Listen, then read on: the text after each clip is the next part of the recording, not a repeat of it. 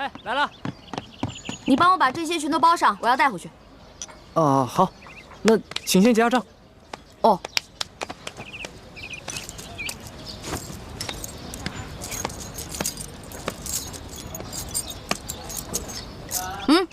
不用找了。这不够啊！这可是整整1吊钱啊！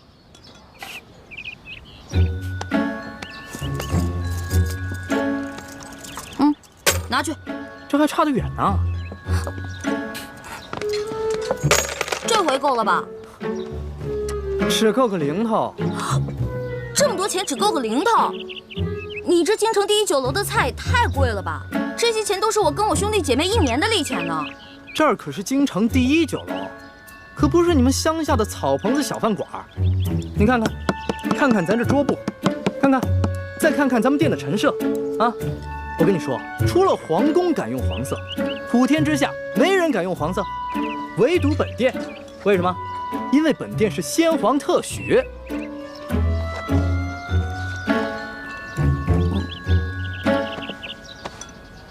这样吧，这顿饭钱我来出了。哎，且慢。虽然我知道你比我有钱，但是我也知道，无功不受禄。这样吧，我能不能先欠着，等我哥哥来了以后再付给你？可以啊，但是把你刚才掏的那块玉压在本店。带着这块玉赶回客栈，晚上会有别的叔叔接你回明珠谷。义父，你要去哪儿啊？我要跟你在一起。义父要为刚刚被绞死的那几个人收尸，这件事情太危险，你不能跟着我。那些被绞死的人跟咱们有什么关系啊？义父为什么要去给他们收尸？你还小，你不明白。记住，这块玉是你亲娘留给你的最后遗物，也是唯一能证明你身份的信物。你千万不能把它弄丢、弄脏。不行，这是我娘死前留给我的唯一遗物，不能给你。那客官的意思就是要吃霸王餐了。小兄弟，这个京城第一酒楼有个不成文的规矩，礼敬天下身怀绝技的能人异士。所以呢，你要是有什么绝技的话，能露出个1、2手，这样的话就可以免了这顿餐费。对，如果你实在没有现银的话，可以露手绝技给大伙儿瞧瞧。那什么样的绝技啊？来，小兄弟啊，你看到这上面挂的字画了没有？只要你能题一首诗，写一首好字儿，或者是画一幅画，就够格了。不瞒兄台，诗词歌赋、书法绘画，我样样都会，但是可能比不上这上面的墨宝吧。若是小兄弟觉得自己文采稍逊的话，那会不会什么别的，比如某种乐器、舞蹈，或者武功杂艺？没错，乐器嘛，我会好多种，舞蹈、杂艺、18般武艺，我也都会那么一点点。但是绝技，恐怕还谈不上吧。原来客官所学杂而不精啊！哎，人的精力是有限的，这位小兄弟啊，年纪轻轻的就什么都会，已经是很难得的奇才了。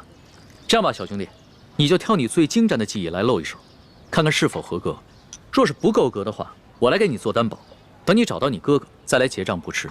好，就听龙少爷的，挑个您最拿手的，来一个给大伙瞧瞧。好，来一个。多谢兄台。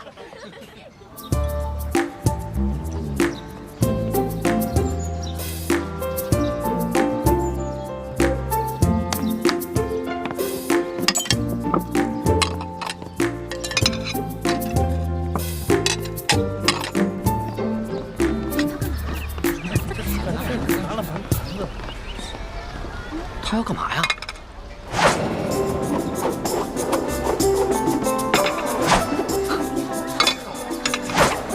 小兄弟，你这手上功夫虽说不上如何，但也算不错。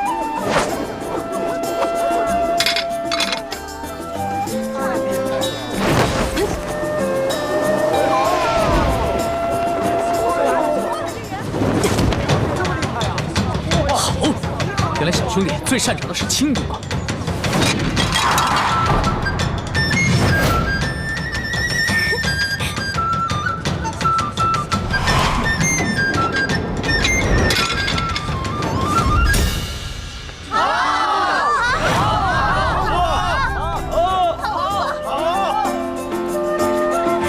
太厉害了！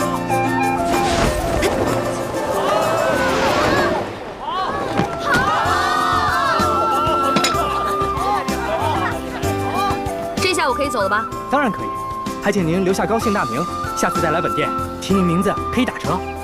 姓名就不必了，朱门酒肉臭，路有冻死骨。你这京城第一酒楼的一顿饭，够我跟我兄弟姐妹过1年了。先撤了。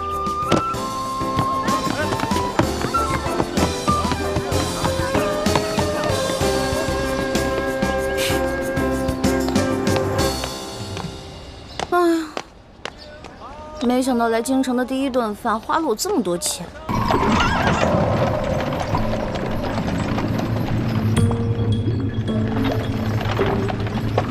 看来马车已经进了紫禁城。今天白天只看了紫禁城外的样子，不知道里面是什么样子。这马车等会儿肯定要出宫回鳌拜府，我是继续躲在马车上等出宫呢，还是找机会留在皇宫啊？啊，好难得有机会进了皇宫，我要是不观光一下就离开，会不会太可惜了？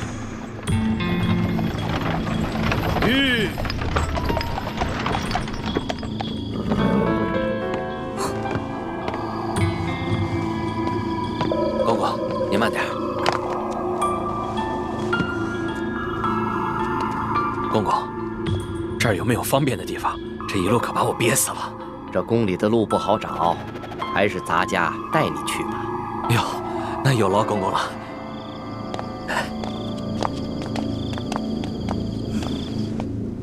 哎呀，啊，行，我知道你饿了，别叫了。御膳房里面有举世无双的美食，要不然先喂饱肚子。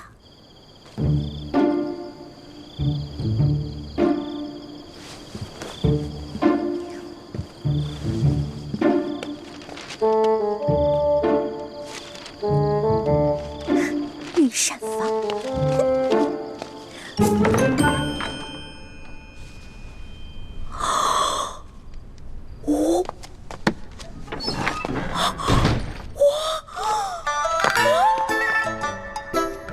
幸亏猪哥哥给了我这张地图。哇！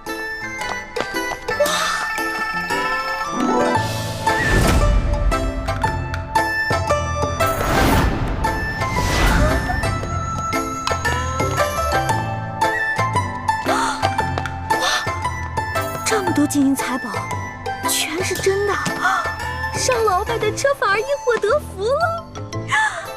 我得把这些金银盘子全都带走，带到明珠谷给我的姐妹们。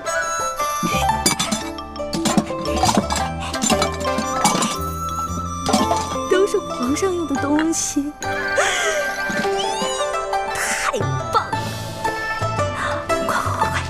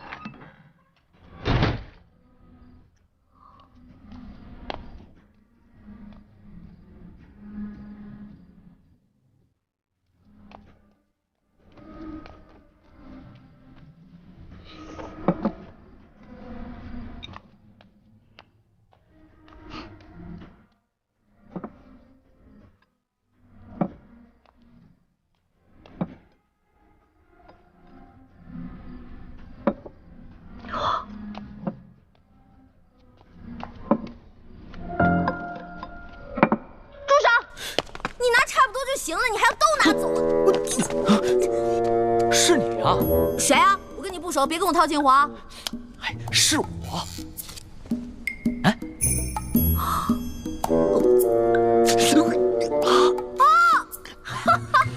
是你呀！是不是在啊，我记起来了，我记起来了。嘘啊，嘘，我们换个地方说。走走走走。哎，我的东西，我的东西。啊。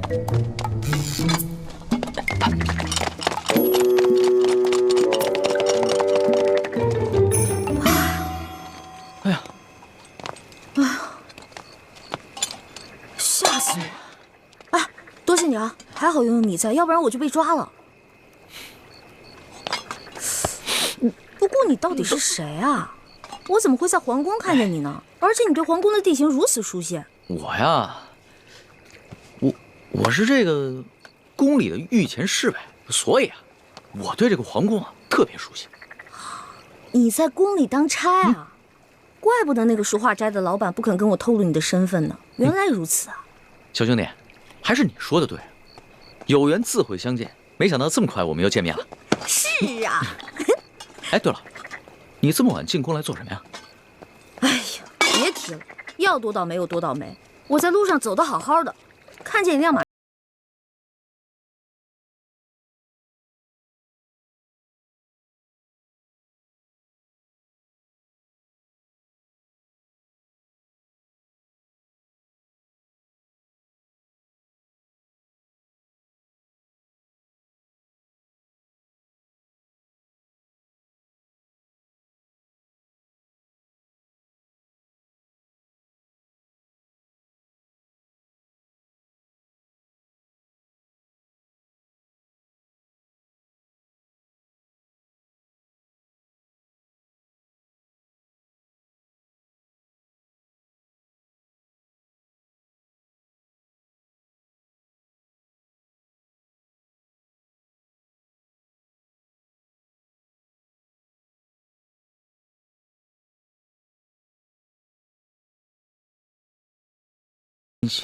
但没有想到他居然如此放肆，胆敢公然勾结内奸，真是不把皇上放在眼里。还是小皇帝无能呗，这拉屎的呀，居然被吃屎的欺负。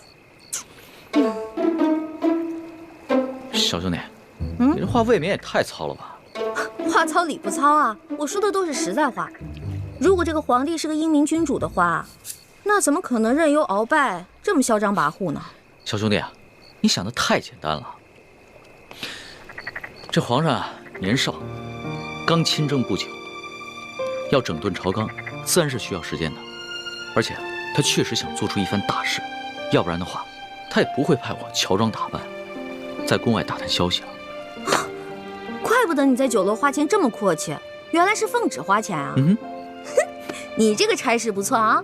哎，我都跟你聊饿了，还好我在御膳房拿了点吃。这样，我带你去一个特别安全的地方慢慢吃。去哪里啊？哪儿啊？你跟我来就知道了。哦。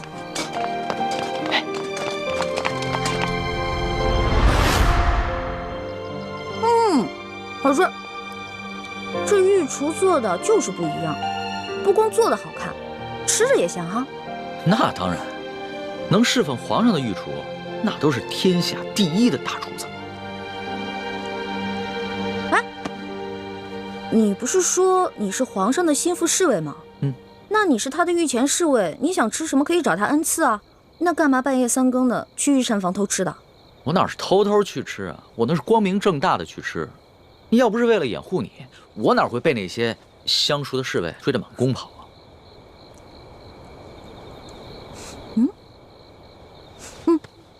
怎么？不对啊，这两种糕里面掺了不同的香料，会使人慢性中毒的。中毒？你别开玩笑了，怎么可能呢？这些糕点是皇上最喜欢吃的，而且皇上平时进膳的时候，都是有专门的人用银针试过的，也有专门的人试吃，怎么可能会有毒呢？真的，这里边的香料性热，而这个糕点里面的香料性凉，两种单独食用不会中毒，但是混在一起长期食用就会使人中毒，并且可以使人心智受损。你没开玩笑啊？干嘛？别动，我来给你把把脉。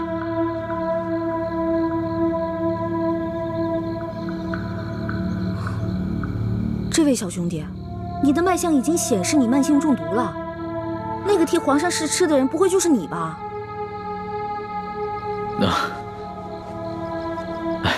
实不相瞒，其实呢是皇上和我最近都感觉到身体不适，所以呢特意让我来御膳房求证一下。原本呢我是不相信宫里的太医，所以想取几样食材拿到外面去给宫外的名医看看。一开始见到你在那儿的时候，我以为啊你是下毒的人，派来毁灭证据的。后来看到你毫无顾忌的大吃大喝，然后又跟我说了这些话，到现在我才相信你。遇到本李大侠李易欢算你运气，知道吗？李易欢，姓李名易欢，这名字挺好听的。那当然了，我不仅名字好听，还会识毒，并且还会解毒呢。那我和皇上的毒能解吗？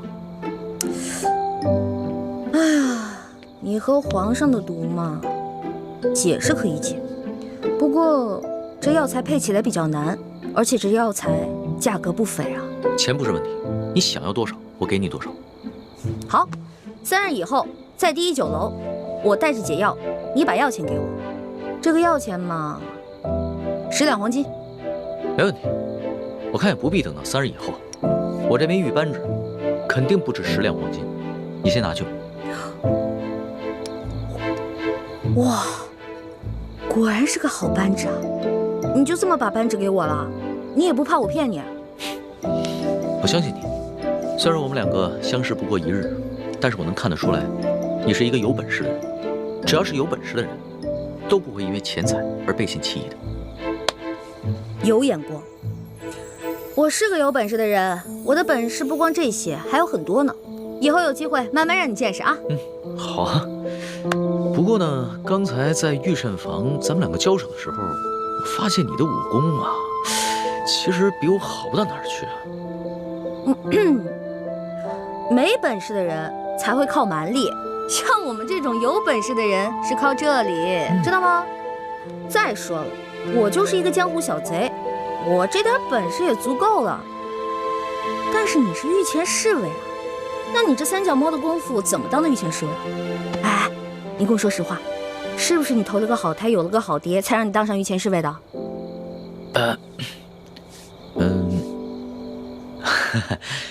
实不相瞒，我确实是投了个好胎，有个好爹。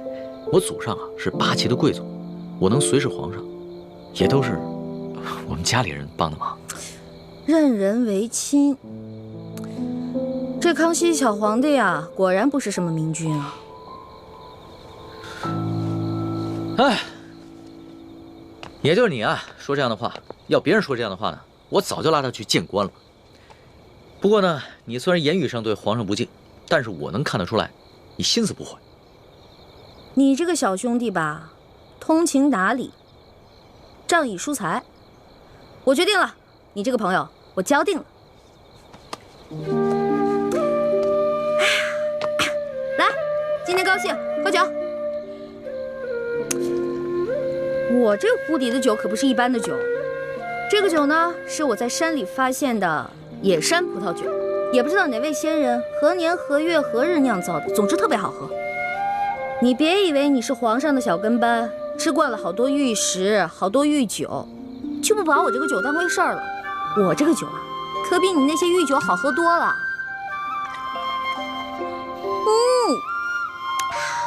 爽，尝尝。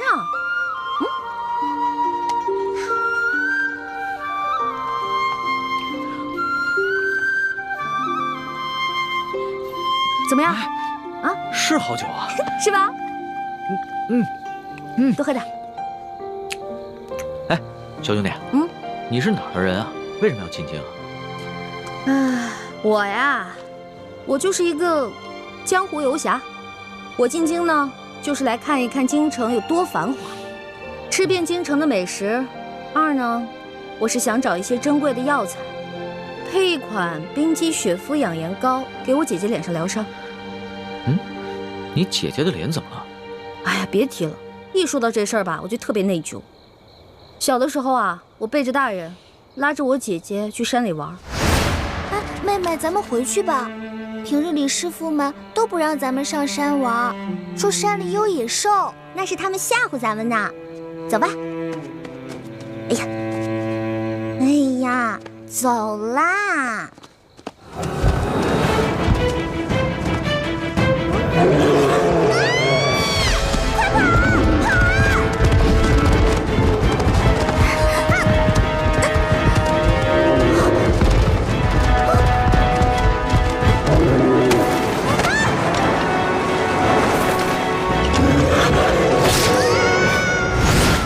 所以我姐姐脸上就落下了伤痕。我义父是个名医，他说要想治好我姐姐脸上的伤，就得用稀有的药材配成一副冰肌血肤养颜膏。但我们家比较穷，这些药材一直凑不齐，所以我就想啊，什么时候能把我姐姐脸上的伤治好就好了。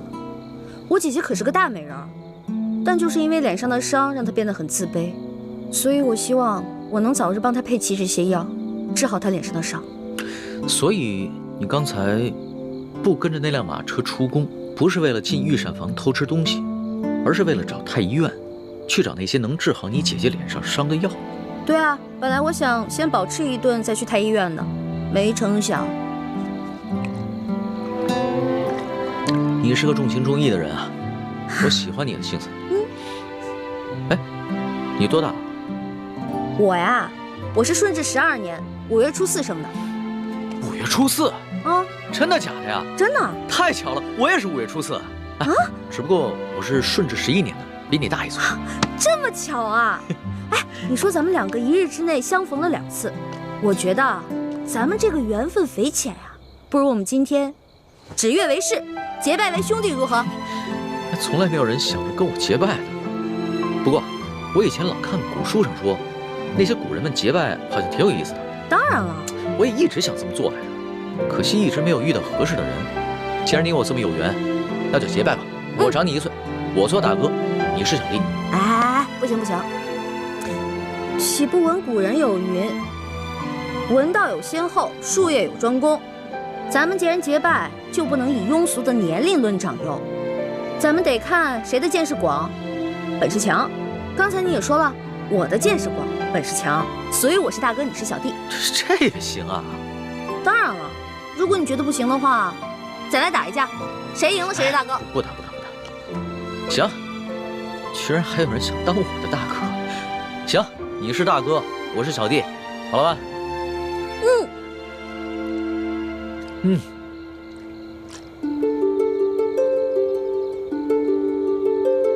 我李易欢，我龙三，今日对着月亮发誓，结为异姓兄弟。从今往后，有福同享，有难同当，永不背弃。同生共死，同甘共苦，如有违誓，天打雷劈。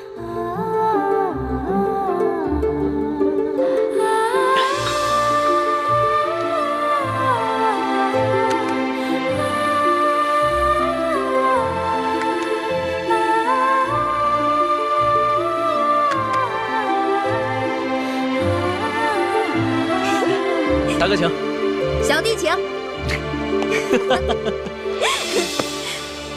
哎，对了，我们现在都结拜了，以后不能骗你了，要不然会天打雷劈的。大哥，你说什么呢？你可真是个小白兔！我之前说那个解药说要10两黄金，其实只需要10个铜板。我跟你结拜了，所以自然不能骗你了。哦，还有这个玉扳指，还给你吧。我是刚开始看你那么有钱，所以想顺便敲敲你的竹杠。不过现在咱们都结拜了，我就不能再骗你了，我得讲义气啊。大哥果然是个性情中人。不过我们刚刚对着月亮发誓，要有福同享，有难同当。小弟的东西呢，就是大哥的东西。这个玉扳指啊，大哥你就好好收着吧。这个东西啊，小弟多的是，不必还我了。当真啊？当真。我们刚刚发过誓的，你总不想让小弟被天打雷劈吧？像你这样的小白兔，行走江湖不得被人炖了给烤了吃啊！不过你放心吧，现在有大哥在呢，大哥保护你。行，那日后小弟就多仰仗大哥观察了。放心吧，乖啊。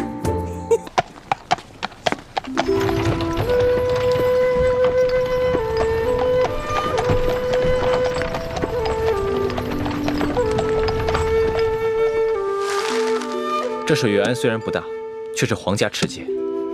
这条河与外河相连，抓住孙福之后，我们连夜从这条水路走。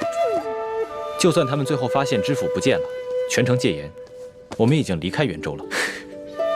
一欢，别玩了，准备好船只，在指定地点接应我们，中途切莫离开。知道啦，啰里吧嗦的。主持，你帮帮我吧。施主，快请起，快请起。主持，我和夫君省亲途经元州，没想到夫君突然染上恶疾，就这么去了。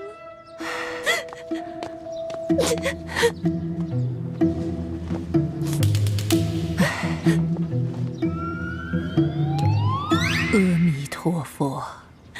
主持，您就帮帮我吧。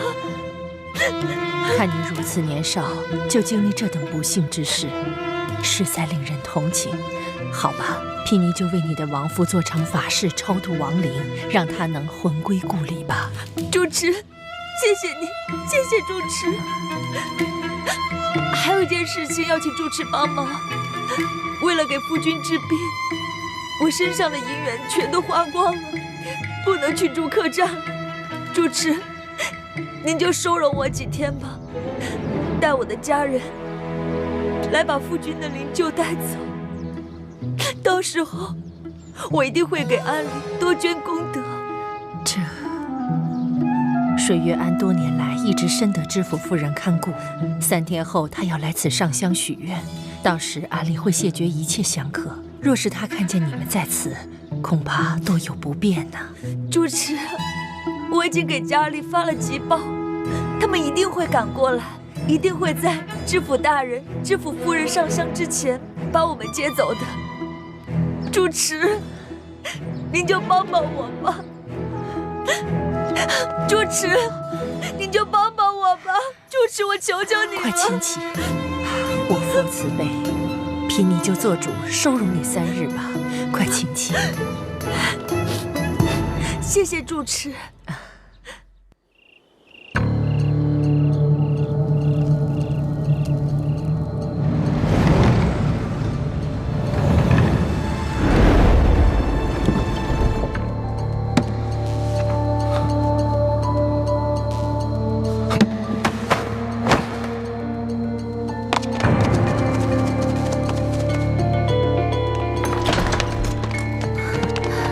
大师兄，大师兄，大师兄，叶师弟不愧是咱们的军师，这个计划到目前为止都进行得很好。还是大师兄的闭气功厉害，那主持1连2日为你做法事，都没有丝毫的察觉。明日啊，孙福的夫人就会来上香，成败就在此一举了。对了，一欢接应的船只没问题吧？应该安排好了吧？他说没问题，应该没问题。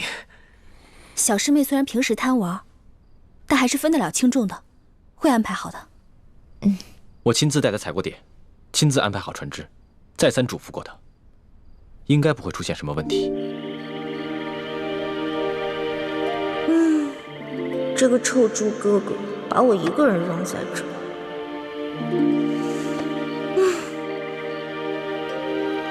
孙福还没抓到呢，就让我看着这船，这船难道会跑啊？真是，元州有什么好吃的呢？怎么一提吃的我肚子就饿呀？不行不行，猪哥哥再三叮嘱我了，我必须要看好这个船。我还是在这儿老老实实守着吧，免得到时候又怨我。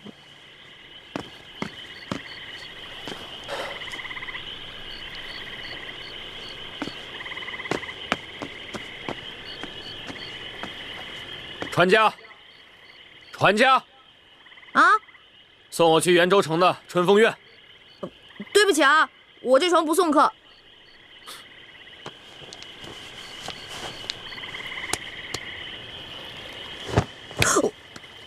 哇，好大一锭银子啊！可是猪哥哥吩咐过，千万要守在这里，不能离开。那这个钱我是挣还是不挣呢？现在送不送？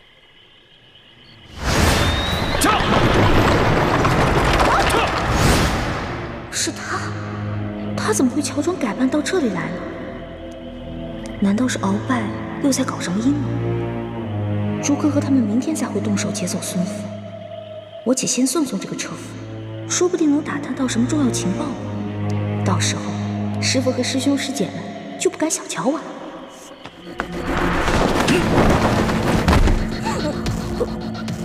还愣着干嘛？哟，这人的功夫在我之上，我得当心点。客官，您说的春风院在什么地方啊？顺着河一直走，到了你自然就明白了。好嘞。元州城里鼎鼎大名的春风院都不知道，真是没见过世面的乡下小子。里边请，里边请。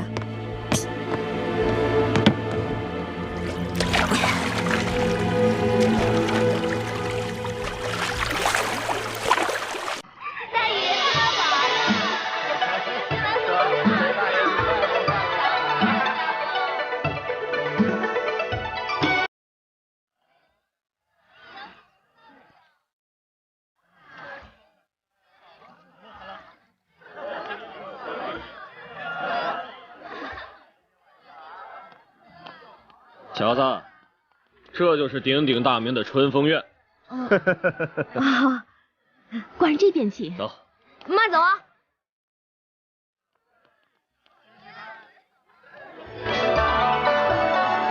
原来这就是传说中的妓院啊！京城里有那么多更好更大的妓院，这鳌拜的车夫不会千里迢迢来到元州就是为了嫖妓吧？肯定不是为了嫖妓，我得跟着看看去。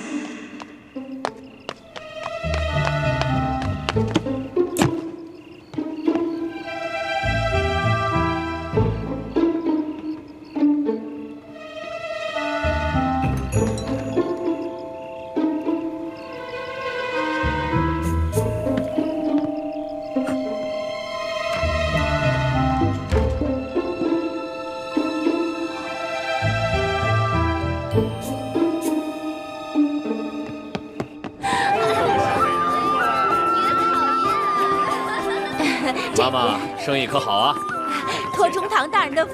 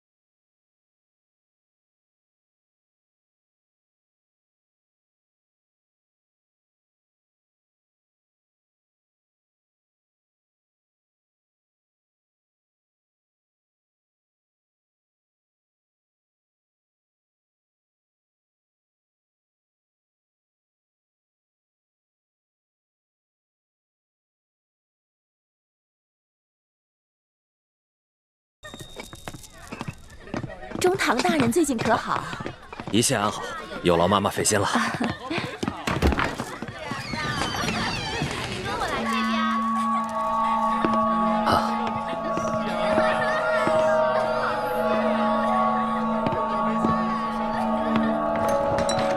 官人这边请。好。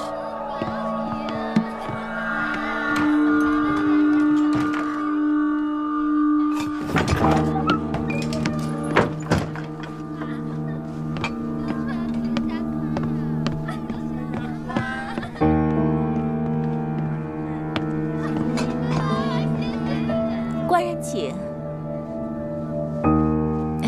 妈妈，中堂大人交代您的事情，办得如何呀？哎呀，官人放心，这中堂大人交代的事情，自然是我春风院的头等大事。只不过中堂大人这次挑中的2位美人，虽然长相不错，但是资质却欠佳。想要把她们调教的琴棋歌舞精通，还要精通男女情趣之事，恐怕还需要多些时日。什么美人啊？还要琴棋书画皆通，还要懂得男女情趣之事？难道鳌拜想替自己讨小老婆？来，来不及了，离最后一批秀女进宫的时间不多了。待我办完这桩事，就送他们进京。哦，鳌拜不是给自己讨小老婆呀，是在帮康熙那个小皇帝调教小老婆呀。这个鳌拜一边给皇帝下毒，一边给皇帝挑选美女，还真是软硬兼施啊。这地方不能久待，我得赶紧离开，去船上等诸葛和他们。元州知府穆泰大人约我明晚相见，就在你的春风院，还请妈妈提前安排一下。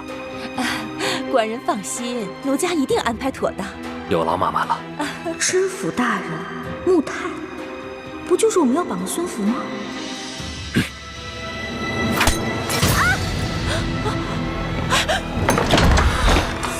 是你？不是我。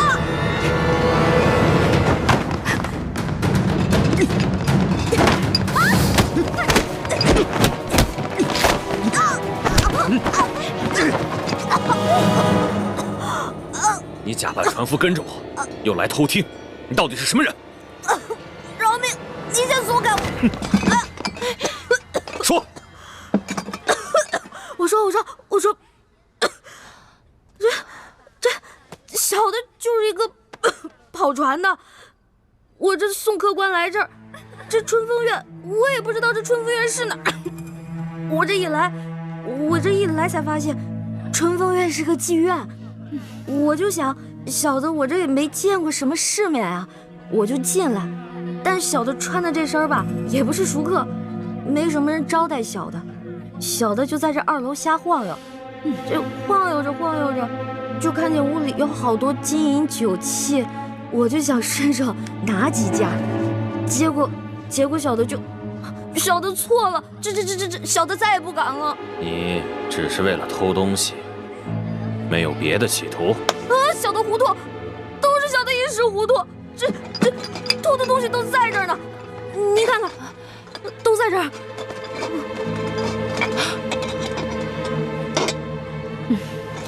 果然是我院里的东西。客官，小的真是一时糊涂，偷的这些都给您了。还有，之前客官赏给小的，这一并还给您吧。哎呀，您就饶了小的这一命吧。小的家里还有5旬的老母，还有7旬的祖母呢。您就看在小的这么不容易的份上，您就放了小的吧。要是没什么事的话，小的就先走了啊。客官，您这是干什么呀？我这身上真的什么都给您了，您不信您搜，但您千万别带我去见官啊！带你个小毛贼去见官，我没那个闲心。不过，你一个小跑船的，居然会武功？我这跑船的平时跟我这帮船帮兄弟都会练点，但我这3脚猫的功夫，这不一碰见您这武林高手，我不就不堪一击了吗？妈妈怎么看呢？一个穷跑船的，教训一顿就放了？他可不是什么穷跑船的穷小子，这丫头鬼着呢。丫头？哼，您没看出来呀？这是个姑娘，还是个厨呢，敢来我春风院偷东西，你胆够肥的呀！来人，把这女贼给我抓起来！走。干什么呀？进去。干什么呀？放我出去！救命！救命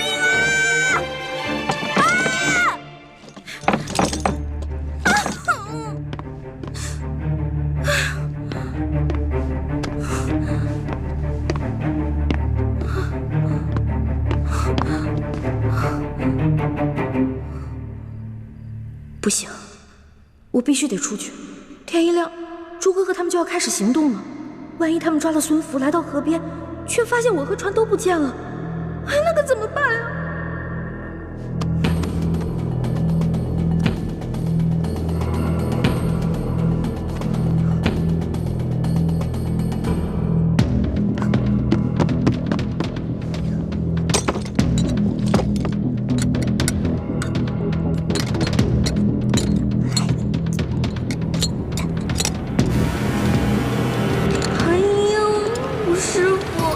你要是看到我连这么简单的铜锁都打不开，肯定会骂我这个没出息的徒儿给您丢脸了吧？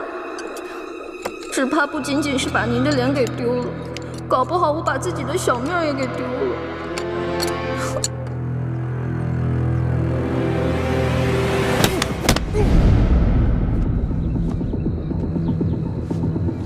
叶师弟，想在这么短的时间内易容成他们的样子，还真是有点困难。哎呀，你放心吧，我想孙福那个鳖孙也不会对手下的人个个都那么熟悉吧？8分像的话，还没问题。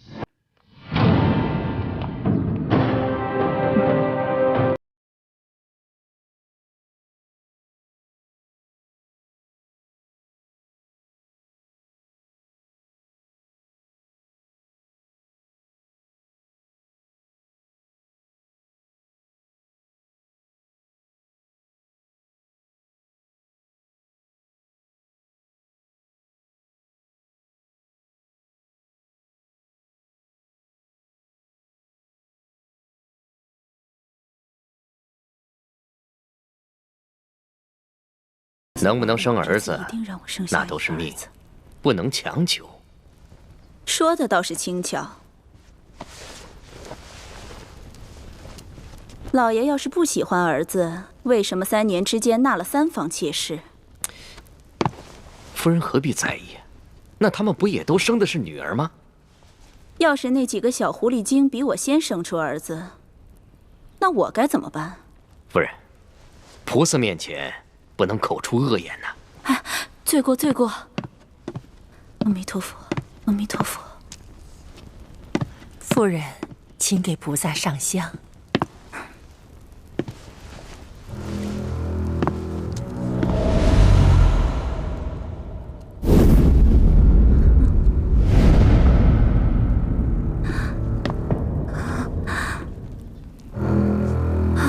夫人，夫人，夫人，夫人，来人呐！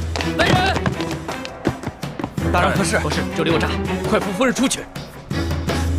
快啊！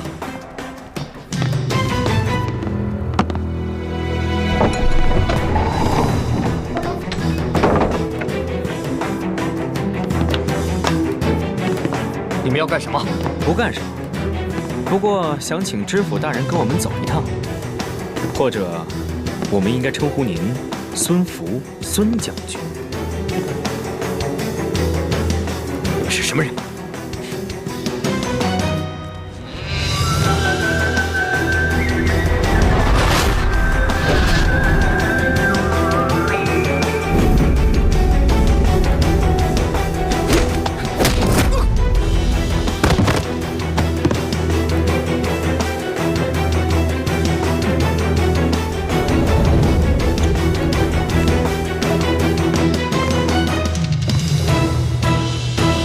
这个呀，是我家人给安里捐的功德，望您收下。阿弥陀佛。对了，主持，我刚刚看到知府夫人的轿子已经到了，还请您帮我从偏门引开，不要冲撞到夫人啊。大人已经到了，我今天怎么睡得这么迟啊？你们快随我从偏门出去，这样就不会撞上他们了。嗯。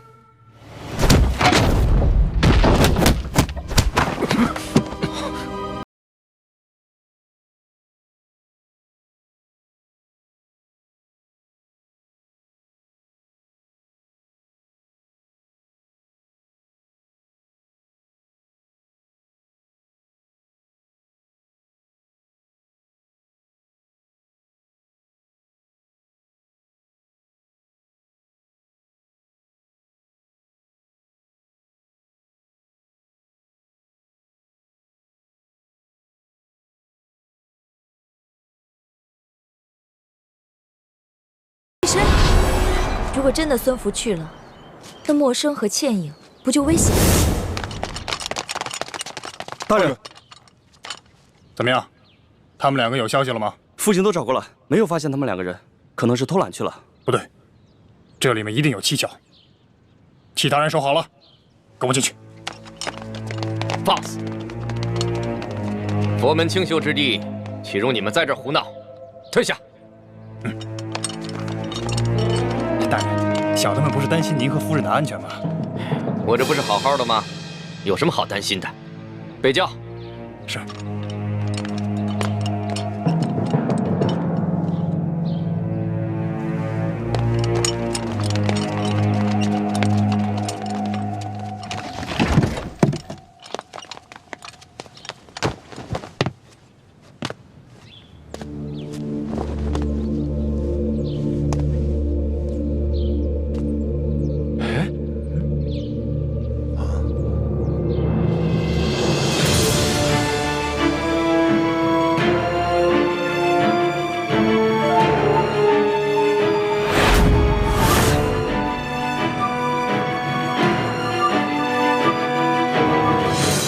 抓起来！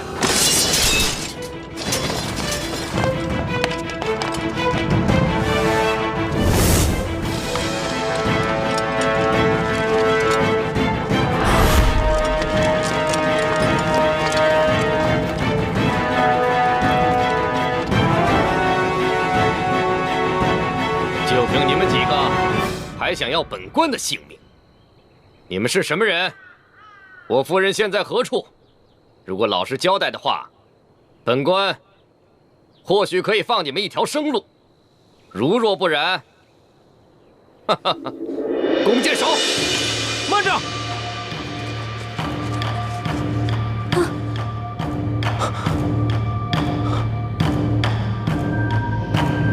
老爷，快放了我夫人！若我夫人少了一根头发，我要了你们全部人的命！孙福。想不到你一个贪生怕死、卖主求荣的人，对你自己的女人，倒还算有点情义。你们是什么人？孙福，李嗣兴将军到底身在何处？是死是活？没想到，你们这些前明的余孽还在兴风作浪。李嗣兴将军到底在哪儿？就你们几个毛头小子，没资格跟我谈条件。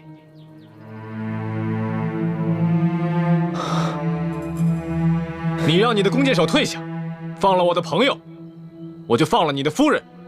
2换2，除了我夫人，还有我那替身一并放了。好，我答应你。走。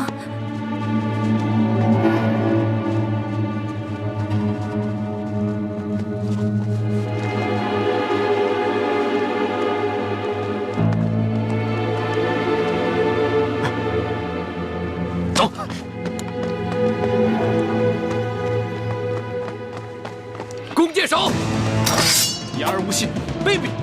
那些遗老遗臣们没有教过你们吗？现在没有什么君子了，只有成者亡，败者寇。给我放箭，一个都不能放过！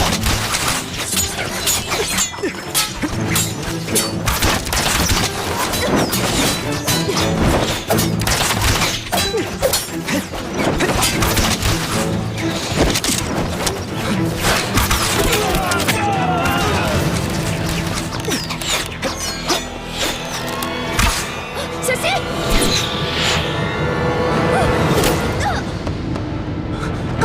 进城。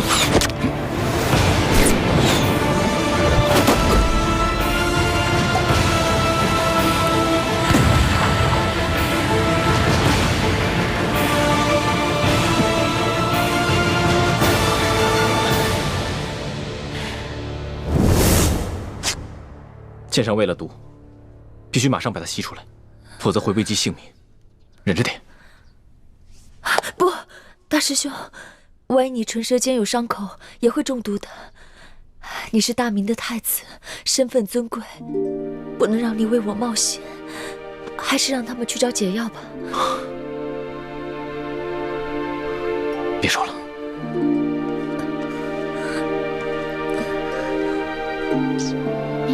大师兄。兄小心。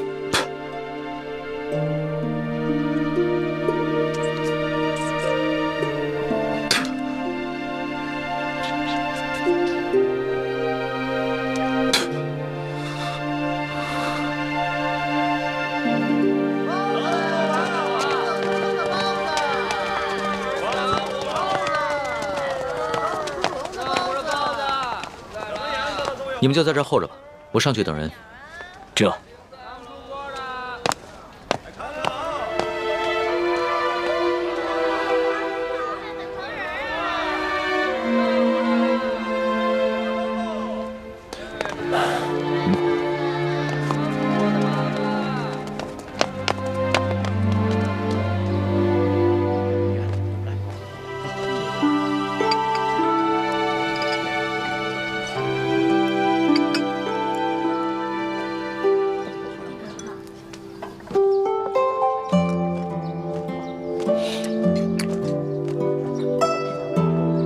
奇怪了，老大怎么还不来啊？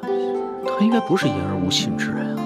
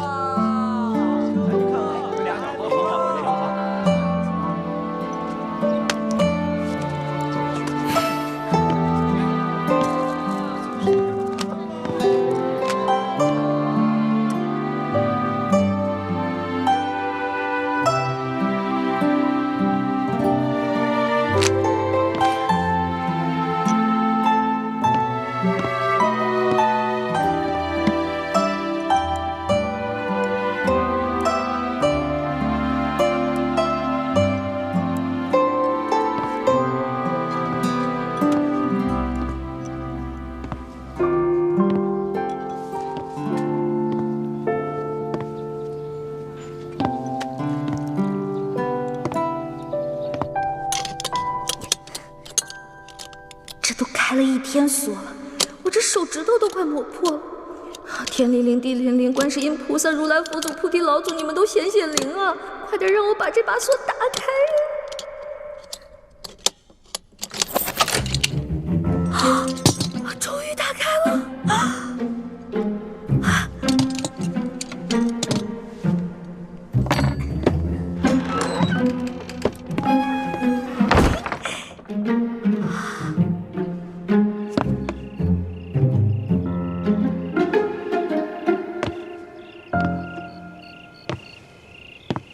刘大哥，请您帮小弟在中堂面前多多美言2句。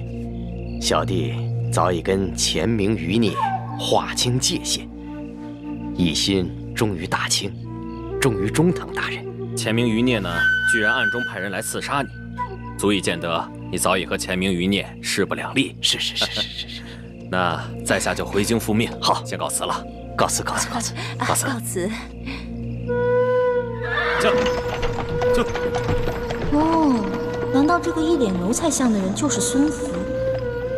可他现在不是应该被猪哥哥他们绑了吗？难道猪哥哥他们失手了？知府大人，您可许久未来我这春风院了，姑娘们可都惦记着大人呢。妈妈帮我找一个厨。这怎么不舍得呀？哎呀，不是。妈妈，你可别忘了，这县官不如县管，这春风院毕竟还属于我的地界呢。好吧，不过这丫头她性子野，我得先找她说道说道，以免冲撞了大人。快带我去看看呐！好，这老鸨说的性子野的姑娘不是我吧？那我得赶紧离开。不对，既然猪哥哥他们已经失手了，那我是不是应该利用这个机会来将功补过呢？对，我得回去。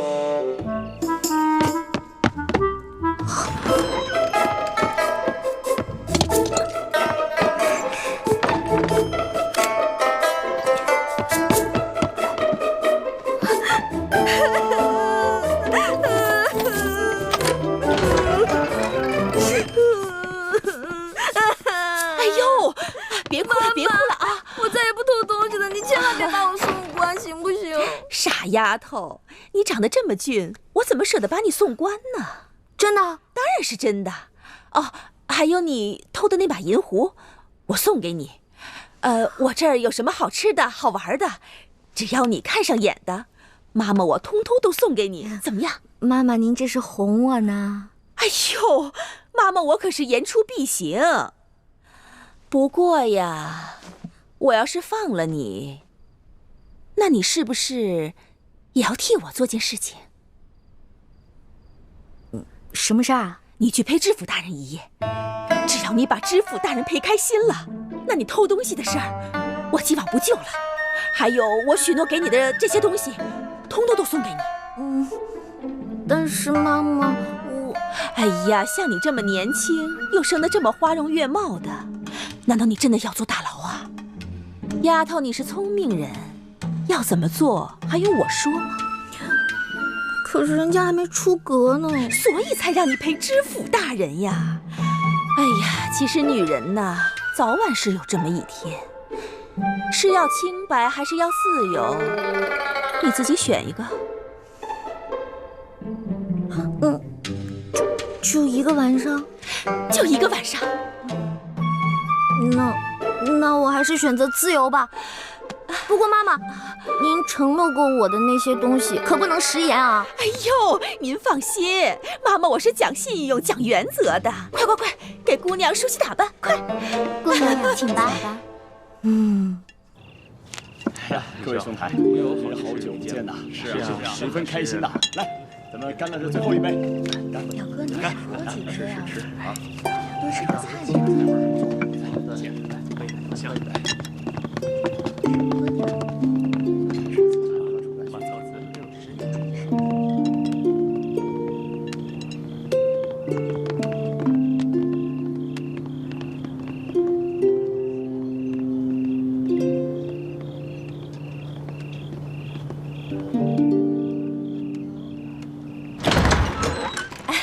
大人请。好。快快快，见过大人。知府大人。你怎么知道我的？是妈妈说的，说您是知府大人，让我好好伺候您。哦，这个，哎呦，果然是个厨啊！啊，走吧，走吧，走吧，好好伺候啊。不错。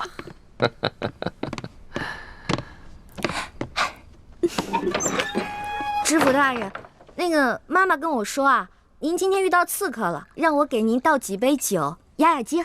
好。谁呀？这吃了豹子胆了，敢行刺您啊？就几个无名小卒，不足为惧。哦，那抓住了吗？可惜啊，让他们跑掉了。哎，不提那些事儿了。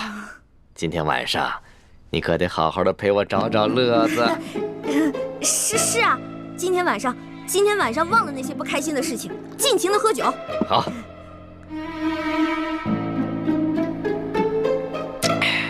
不过这酒怎么跟我往常喝的不大一样啊？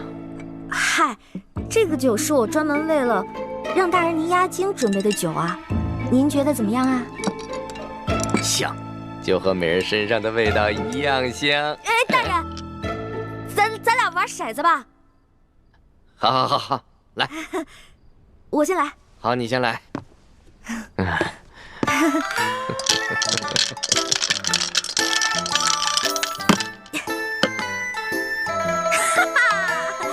您输了，大人，您输了。来，满上。您输啊！这杯酒您得全喝了。好，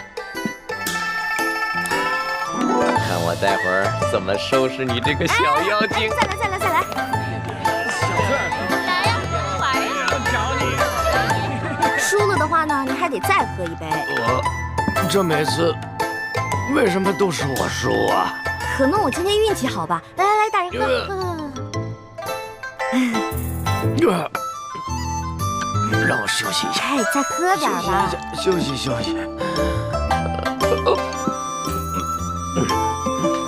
知府大人，知府大人，知府大人。哎呀，跟我玩骰子，从小到大，明珠谷就没人玩得过我，跟我玩，哼！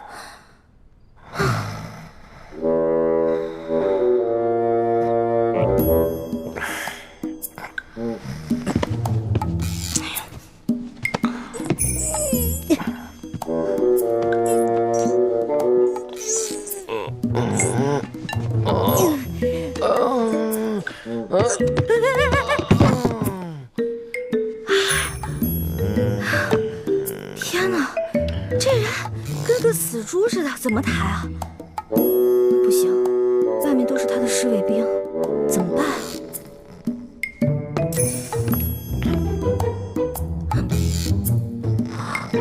有了！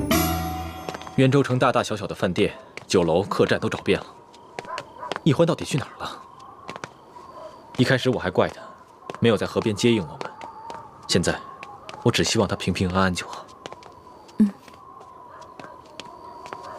哎，你们看，是易欢的暗号。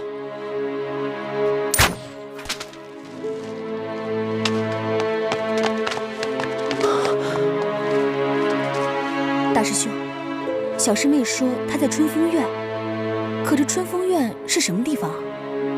春风院听着像是妓院的名字，可是欢妹怎么会在妓院呢？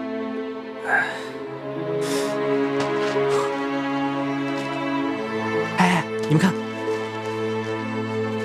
小师妹说她在妓院里捉到了孙福，让咱们赶紧去接应。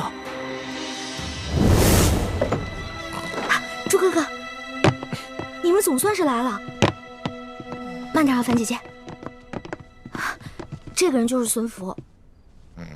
不过你们放心吧，我已经把他灌得不省人事了。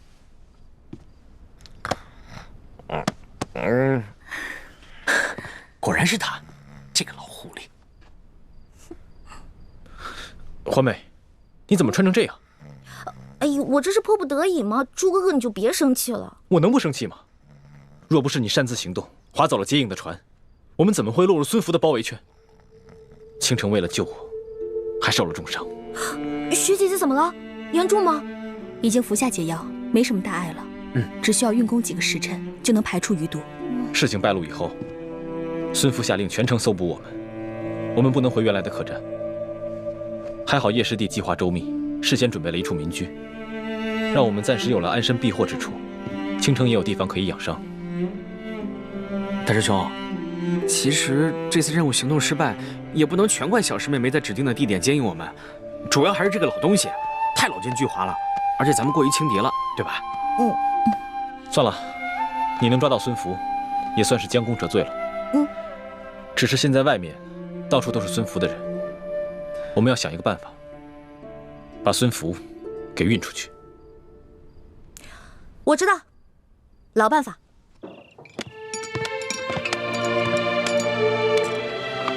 龙少爷，酒楼就要打烊了，我看您等的朋友不会再来了吧？不如我们先回府吧，要不太夫人知道了，又要怪罪奴才了。